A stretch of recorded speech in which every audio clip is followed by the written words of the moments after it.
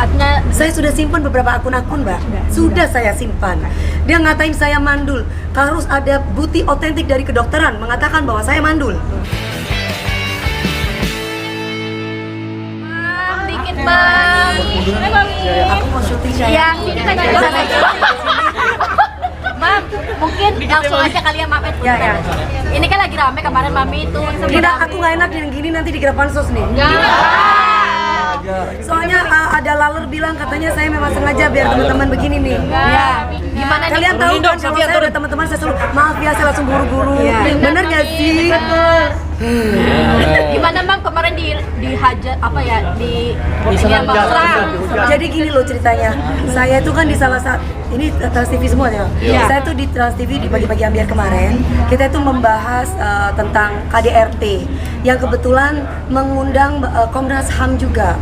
Nah di sini kan banyak tuh yang yang berargumen dan berasumsi bahwa demi anak itu tidak apa-apa dan tidak masalah. Lah aku cuma meluruskan aja bahwa untuk demi anak itu alasan yang salah.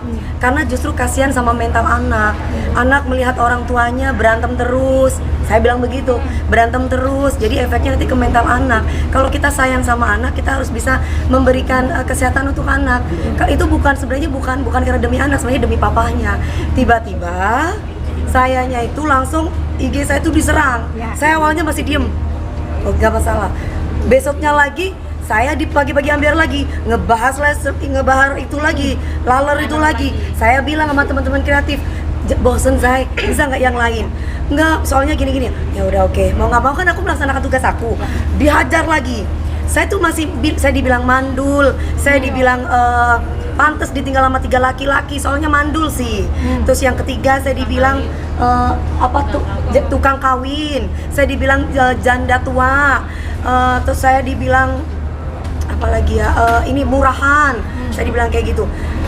Akhirnya saya manusia biasa ya, apalagi saya ngeliat di akun-akun gosip itu beberapa gitu yang tidak bertanggung jawab itu memotong saya, di TikTok juga memotong saya seolah-olah tuh saya itu membicarakan mereka gitu. Akhirnya saya live, saya menjelaskan bahwa saya itu tidak tidak setuju dengan mereka bersatu.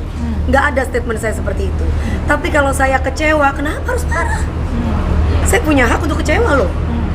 Misalkan saya ditanya teman-teman, kebetulan saya lagi live, ada teman-teman wartawan senior yang tanya sama saya tuh kan kalau misalkan teman-teman, kalau orang lain saya nggak mau jawab karena dia sama saya, Babe itu sama aku baik. Aku bilang, jawab dong Neng, jawab Neng gitu. Nah saya jawab, saya bilang gini, ya saya itu merasa kecewa.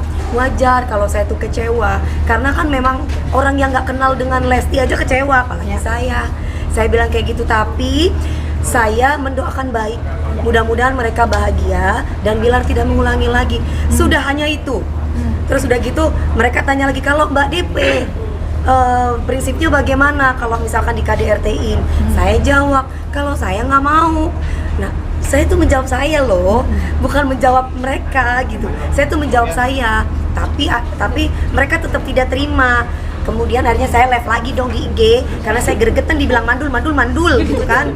Akhirnya saya live lagi di IG, saya bilang, mereka bilang gini, dasar janda tua, hei nenek-nenek, Bilar nggak mau sama lu ya, lu gini.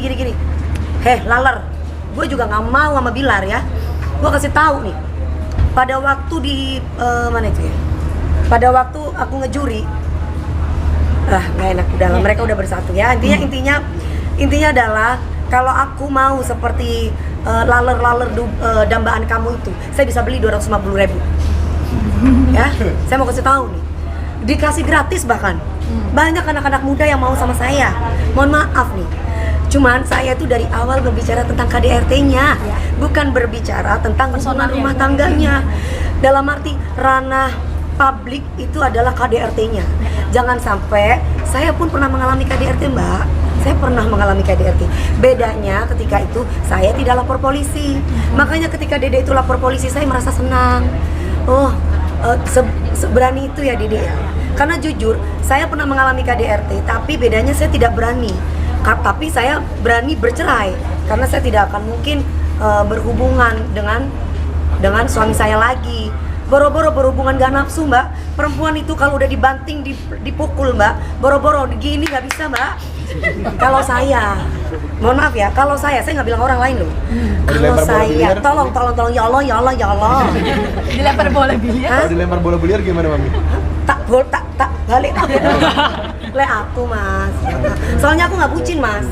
Kok kamu mau berani lempar saya kamu ya? Saya ambil juga. Ya mohon maaf, suami istri itu harus saling menyayangi. Jangan perilaku deh. Jangan KDRT bentuk fisik, verbal aja. Ketika dia kata-katain aku, janda lah begini-begini, aku sakit loh mas. Perempuan itu kan pasti kan hatinya lembut sekali gitu loh. Jadi karena aku dididik oleh orang tua yang tidak pernah mengeluarkan kata-kata kasar, tidak pernah berperilaku kasar terhadap ibu aku, sehingga aku merasa miris kalau ada laki-laki yang sampai ucapannya kasar sama perempuan, berperilaku kasar juga sama perempuan gitu. Jadi tolong digarisbawahi buat para laler-laler, saya tuh berbicara mengenai ranah publik, yaitu KDRT. Kalau masalah ranah privasi itu rumah tangga, saya nggak bicara tentang rumah tangga lalermu, itu enggak. Bakal laporin nggak mam? Artinya Saya sudah simpan beberapa akun-akun mbak, sudah saya simpan.